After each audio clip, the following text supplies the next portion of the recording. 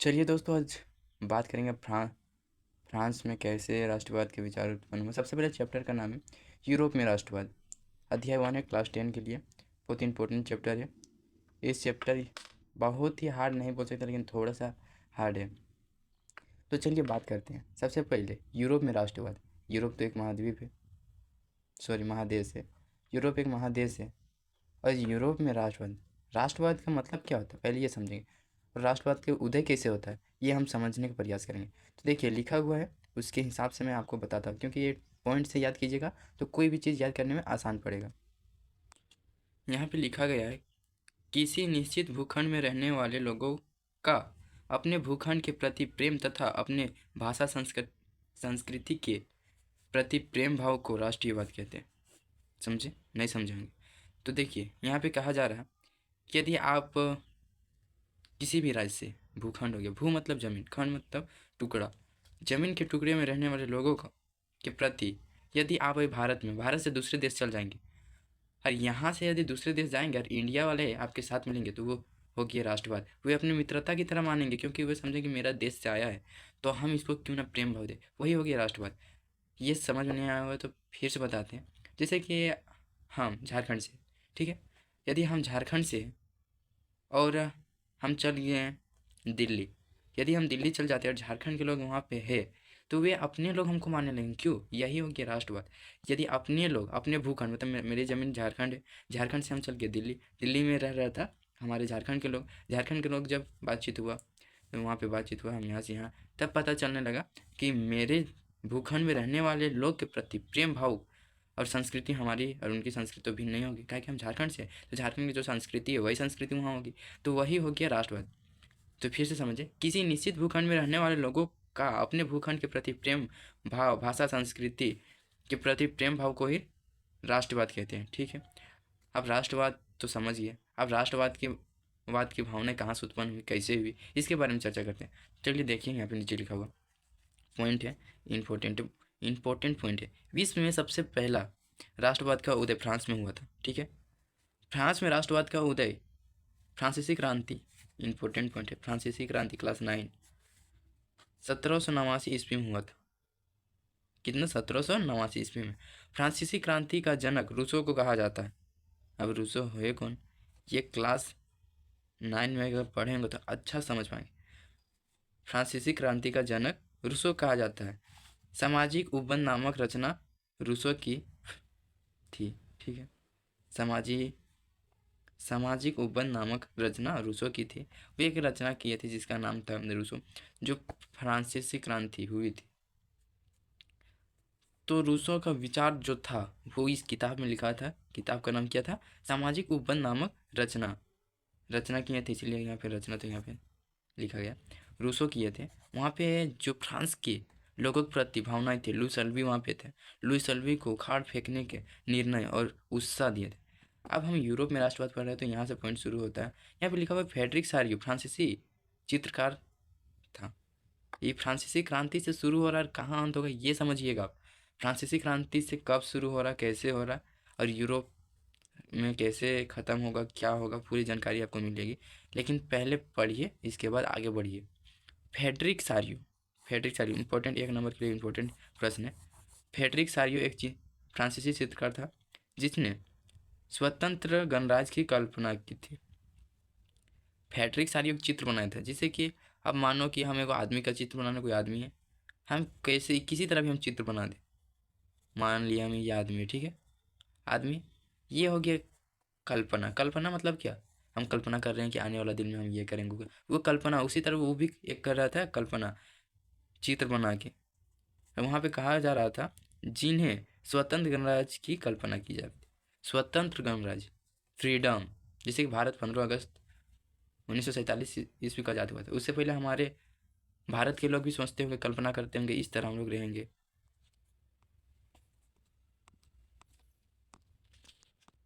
हम next point आता है, फ्रांस में राष्ट्रवाद की भावनाएं कैसे उत्पन्न हुई। सबसे पहले इसमें मुख्य पॉइंट है पितृभूमि। अब पितृभूमि होता क्या? जैसे भारत में को आप क्या बोल सकते हैं? मातृभूमि। यहाँ माँ का सम्मान दिया जाता है और यहाँ पे कल्पना किया गया था भारत माता का वो आगे बताएंगे, लेकिन पहले समझ लियो। यहाँ पितृभूमि में पिता के समान माना जाता था। वहाँ पितृभूमि और नागरिकों को ला पैट्रिक डे और ले सिट्रिया कहा गया। फ्रांसीसी झंडे का विकास हुआ। केंद्रीय शासन व्यवस्था, स्टेट जेंडर में सक्रिय नागरिक का चुनाव, फ्रेंच भाषा का बढ़ावा, राष्ट्रीय गीत मार्सिले। मापन का मानक पद्धति, मापन का मानक पद्धति का मतलब हो गया जैसे कि हम 1 kg हम चीनी ले रहे, तो 1 kg कैसे जान रहे, तवल के देगा। तो ये मापन का पद्धति है। इसी तरह हम आपको दे दिए एक कटोरा में, कोई भी कटोरा में चीनी, और हम लेके आएंगे दूसरे कटोरा में चीनी, तो क्या जो मापन का तरीका है वो एक रहेगा नहीं ना। इसी कारण मापन का एक पद्धति वहाँ पे लागू किया गया। राष्ट्रीय गीत वहाँ मार्सिले था, फ्रांस का वाद्य। फ्रेंच भाषा, जो फ्रांसीसी लोग रहते थे उसका भाषा था फ्रेंच भाषा। जेन स्टेट जेनर में सक्रिय नागरिक का चुनाव। अब वहाँ पे रहने वाले लोग चुनाव लड़ने के लिए उत्सुक होने लगे। केंद्रीय शासन व्यवस्था। अब नेक्स्ट पॉइंट पे चलते। राष्ट्रीयवाद निर्माण के कारण क्या था? सबसे पहले कारण था समाज में विभाजन। समाज विभाजन मतलब जो समाज था 2 वर्गों में विभाजन हो गया। तो कौन था? विशिष्ट जन, गरीब वर्ग। अब विशेष जन में कौन कौन लोग आते थे? रूढ़िवादी और राजशाही लोग। राजशाही लोग मतलब राजा के वंशज, जैसे कि राजा हो गया, उसका नाना नानी जो भी हो गया राजा के संबंधित में रहेगा, ठीक है, उसे ही कहते हैं राजशाही लोग। अब गरीब वर्ग में कृषक मतलब कृषि व्यापार आदि लोग जो गरीब वर्ग होते थे। अब देखिए मुख्य पॉइंट आ रहे हैं यहाँ के कारण। यहाँ देखिए समाज कितने वर्गों में बटा? 2 वर्गों। पहले पॉइंट को समझते जाइए। सबसे पहले राष्ट्रवाद क्या है, राष्ट्रवाद के उदय कैसे हुआ, रूसो कौन था, रूसो क्या लिखा था, इस तरह याद कीजिएगा तो हिस्ट्री पढ़ने में बहुत आसान लगेगा। औद्योगिक क्रांति के फलस्वरूप नए वर्ग का उदय होता है जिससे स्वतंत्रता और समानता चाहिए, उसे उदारवादी कहा गया, ठीक है। 1815 ईस्वी में नेपोलियन वाटरलू के युद्ध में पराजित हो गया, हार गया। 1815 ईस्वी वाटरलू का युद्ध नेपोलियन और प्रशा, रूस, ऑस्ट्रिया और ब्रिटेन के बीच हुआ था। तभी ही वियना की संधि हुई थी। वियना की संधि अगर पूछा जाए कब हुआ था तो 1815 ईस्वी में। मान दीजिए 1 नंबर में आएगा ही आएगा। वियना की संधि 1815 ईस्वी में लुई वाटरलू में हुआ था। सॉरी, वियना की संधि में वाटरलू युद्ध के बाद वियना की संधि होती है, ठीक है। वियना की संधि में मेजबानी मतलब अगुवाई करने वाला मेटरनिक, इंपॉर्टेंट पॉइंट ये सब याद कीजिए, मेटरनिक ने की थी। अब पता चलेगा वाटरलू क्या है, वाटरलू क्यों हुआ था, ये सब के बारे में पता चलेगा। वाटरलू युद्ध के परिणाम, इसका परिणाम क्या हुआ? फ्रांस की सत्ता पुनः रूढ़िवादी के हाथों में चली गई। रूढ़िवादी कहने का मतलब बुर्बो राजवंश में चले गए थे, ठीक है। अब दूसरा पॉइंट है फ्रांस की सीमा में छोटी छोटी राज्य बना दिए गए। छोटी छोटी राज्य, ठीक है, भारत है, भारत मान लीजिए भारत है। अब भारत में एक राज्य हो गया झारखंड, एक राज्य हो गया बिहार, दिल्ली। दिल्ली इसी तरह मतलब कि भूखंड में बांटा गया, सब राज्य अलग अलग है। यहाँ पे वही लिख रहा है फ्रांस की सीमा में छोटी छोटी राज्य बना दिए गए। उदारवादी पराजित हुए, पराजित मतलब हार गए, तब बुर्बो राजवंश हार गया। वाटरलू के परिणाम मतलब कि जो इससे पहले था नेपोलियन, उदारवादी पराजित हुए, ठीक है। और आगे चलते हैं। उदारवादियों की मांग, क्या क्या मांग थी? सबसे पहले था राजनीतिक मांग, समानता, स्वतंत्रता, सहमति सरकार। अब आगे देखते हैं। आर्थिक मांग भी हुई, आर्थिक मांग, बाजार की स्वतंत्रता, राज्य प्रतिबंध समाप्त करना, सीमा शुल्क को समाप्त करना। अब देखिए मैसिनी, मैसिनी कौन था? मैसिनी के बारे में जानिए। मैसिनी देखिए स्पीड में पढ़ा रहे, फिर से इसको पुनः पढ़ाएंगे, लेकिन आप लोग कभी नोट्स के लिए पढ़ा रहे। मैसिनी इटली के क्रांतिकारी था, इटली का क्रांतिकारी। इन्होंने राजशाही के विरोध, एक समानता एवं स्वतंत्रता की प्राप्ति के लिए 2 गुप्त संगठन बनाए। पहला young Italy, young Europe. Young Europe को बर्न कहा जाता है। ऐसे मर्सोई, मरसाई मरसाई मरसाई, इसे मरसाई भी कहते हैं। फ्रांस फ्रांस की जुलाई क्रांति। अब जुलाई क्रांति है क्या, इसके बारे में थोड़ा चर्चा कर लेते हैं। ये सब इम्पोर्टेंट है इसीलिए बता रहे हैं, आगे बाद बहुत सारा पॉइंट है जो बुक में। फ्रांस की जुलाई क्रांति। जुलाई 1830 ईस्वी में उदारवादी लोग बुर्बो राजवंश की सत्ता को उखाड़ फेंकते हैं। देखिए समझिए, सबसे पहले 1789, 1789 के बाद 1804 में नेपोलियन आया। सॉरी, नेपोलियन के बारे में नहीं चर्चा की, लेकिन आगे करेंगे, छूट गया है पॉइंट। उदारवादी लोग तो बता ही देते हैं। सबसे पहले 1789 में किसका, लुई सल्वी था। लुई सल्वी बुर्बो राजवंश का था। इसके बाद वहाँ से उसका वियना की संधि 1815 ईस्वी में ख़त्म होता है। 1815 ईस्वी में वियना की संधि खत्म होने के बाद पुणे चल जाता है बुर्बो राजवंश के पास। वहाँ के बाद आ जाता है जुलाई क्रांति। अब देखिए, जुलाई क्रांति से ही यहाँ पे शुरू होगा, अब उसका सत्ता खत्म हो जाएगा। जुलाई क्रांति, तो जुलाई 1830 ईस्वी में उदारवादी लोग बुर्बो राजवंश की सत्ता को उखाड़ फेंकते हैं और फ्रांस में संवैधानिक राजतंत्र का स्थापना करते हैं। कोई नया आ गया, वो कौन है उसके बारे में जानते हैं। 1830 ईस्वी में लुई फिलिप फ्रांस के संवैधानिक गणराज्य के प्रथम राजा बने। 1830 ईस्वी में लुई फिलिप, तो यहाँ पे नया उदय हो चुका है। देखिए किसका उदय हो रहा है, लुई फिलिप का। अब लुई फिलिप 1830 ईस्वी में संवैधानिक राजतंत्र बना। राजतंत्र था पहले, अभी संवैधानिक कि कोई भी बनेगा नियम कानून तो इसका होना जरूरी है। लुई फिलिप तो बन गया, अच्छा है। संवैधानिक राजतंत्र का तो स्थापना हो गई, ठीक है, अच्छा बात है, उन लोग से अच्छा है। सुधार धीरे धीरे आते जा रहे हैं। संवैधानिक गणराज्य के प्रथम राजा बने, यही थे लुई फिलिप। जुलाई क्रांति के परिणाम क्या हुआ, देखिए, बेल्जियम अलग राष्ट्रीय बना। कुस्तुतुनिया की संधि से यूनान ग्रीस स्वतंत्र राष्ट्रीय बना। कुस्तुतुनिया की संधि 1832 में हुआ था, लिख लीजिएगा आप लोग।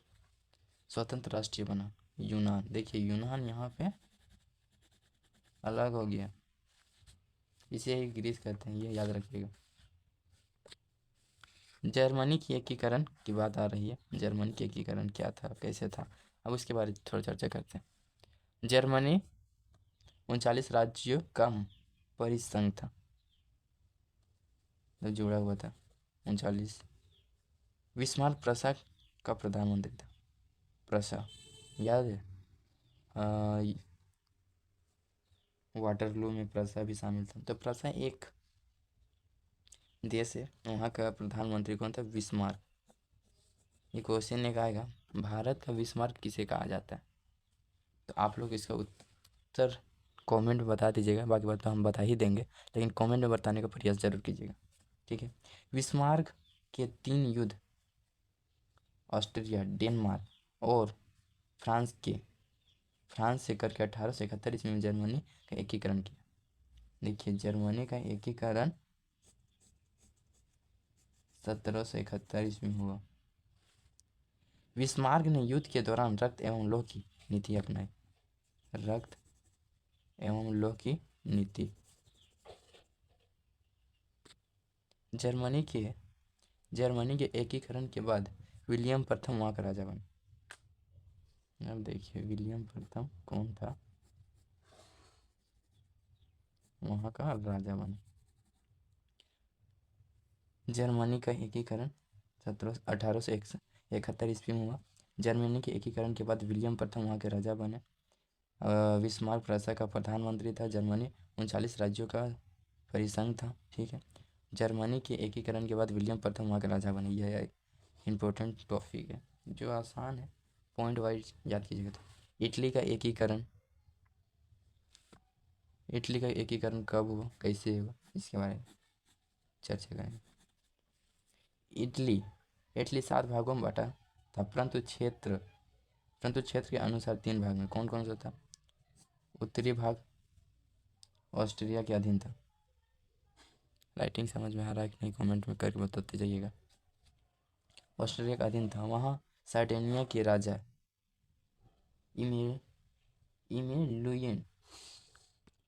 इमेलियुल द्वितीय के प्रधानमंत्री काबूर थे।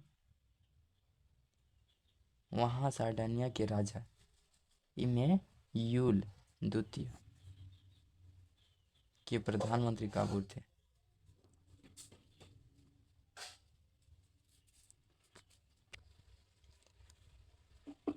वहाँ का राजा था एमेन्यूल। इमेन्यूल द्वितीय के प्रधानमंत्री काबुल थे। ये राजा था और इसका प्रधानमंत्री काबुल था। काबुल ने 1859 में फ्रांस की सहायता से ऑस्ट्रिया को पराजित कर उत्तरी भाग अपना नियंत्रण स्थापित किया। देखिए दक्षिणी भाग में क्या हुआ था। ये भाग स्पेन के अधीन था। गैरीबाल्डी ने वहाँ के लोगों के एकजुट कर स्पेन को स्थापित समाप्त किया, आधिपत्य समाप्त कर दिया। मध्य भाग, इस भाग में पोप का शासन था जो स्वतः इटली परिसंघ में मिल जाता है। इस प्रकार 1861 में इटली का एकीकरण होता है। अब देखिए इटली के एकीकरण के बाद वहाँ का राजा एमेन्यूल द्वितीय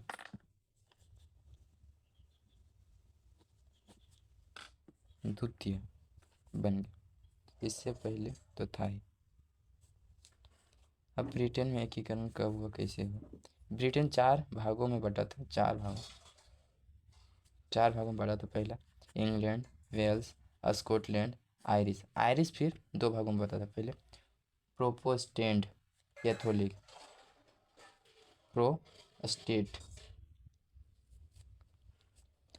इनमें से इंग्लैंड सबसे धनी और ताकतवर था, जिन्होंने स्कॉटलैंड के साथ अंग्रेजी भाषा के आधार पर 1707 ईस्वी में समझौता करता है और ग्रेट ब्रिटेन की स्थापना होती है। कब होती है? 1707 ईस्वी में। ग्रेट ब्रिटेन आयरिश के प्रोटेस्टेंट लोगों को अपने में मिला लेता है और कैथोलिक लोग इसका विरोध वेल्फ वन नेतृत्व में करते हैं, परंतु उसे दबा दिया जाता है और आयरिश को भी ग्रेट ब्रिटेन में मिला लिया जाता है। ठीक है, वेल्स स्वतः ग्रेट ब्रिटेन में मिल जाता है। इस प्रकार ब्रिटेन का एकीकरण होता है। यहाँ पे 4 है। पहला था इंग्लैंड, वेल्स और स्कॉटलैंड। आयरिश फिर 2 भागों में बटा हुआ था। Protestant, Catholic. देखिए इंग्लैंड तो पहले से इंग्लिश बोलता ही था, वेल्स भी बोलता ही था। ग्रेट ब्रिटेन भी बना यहाँ पे स्वतः, यहाँ पे बोला जाता है वेल्स स्वतः ग्रेट ब्रिटेन में मिल जाता है। इस प्रकार ब्रिटेन का एकीकरण होता है। ब्रिटेन का एकीकरण कैसे हो, किस लिए हो, अपना नोट्स में बता दे रहे हैं। बाकी बात अपने फिर पढ़ के समझिएगा। बहुत कुछ जल्दी बता दे रहे हैं। 1 घंटे से 1.5 घंटे का वीडियो हो जाता है इसी कारण। हम देखते हैं आगे। मारियन और जर्मेनिया क्या थी। मारियन और जर्मेनिया क्या, देखिए अमूर्त रूप को मूर्ति रूप देने को रूपक कहते, गलत उच्चारण हो गया। अमूर्त रूप, अमूर्त जैसे कि आप कुछ भी बना दिए वो अमूर्त है। अगर इसी को हम रूप दे देंगे, यदि ऐसे करके ऐसे कुछ भी दे सकते हैं, तो हो गया दिल का रूप, माना जाता है। कुछ भी एक स्ट्रक्चर बनाइए या मैप बनाइए, यदि मानेंगे इंडिया का मैप तो मानना पड़ेगा, उसे रूपक कहते हैं। कुछ भी माना, लेकिन यहाँ पे रूपक का सही अर्थ होगा। जैसे कि भारत में किस प्रकार के रूपक, तो आप लोग किस का उत्तर क्या रहेगा? नारी रूपक बताएंगे, क्योंकि यहाँ पे नारी का रूपक, जैसे भारत माता एक नारी है, तो इसे कहेंगे नारी रूपक। मरियन फ्रांस और जर्मनी के नारी रूपक थे।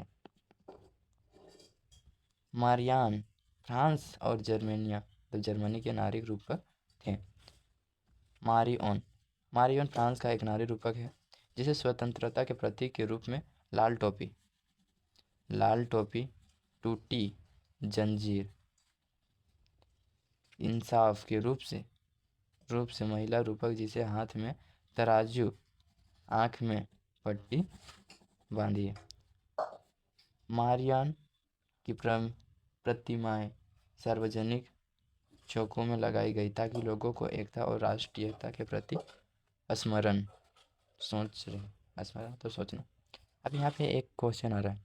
क्वेश्चन है, हम लोग जैसे कि जगह जगह में कहीं पटेल चौक तो कहीं महात्मा गांधी तो सुभाष चौक, अनेक प्रकार का चौक का नाम दिया जाता है, तो वही है रूपक। ये तो हमारे आज मालूम है, इसीलिए कि रूपक अगर बोला जाए तो ये भारत माता को कभी देखें, वो एक सोचा गया, काल्पनिक किया गया है।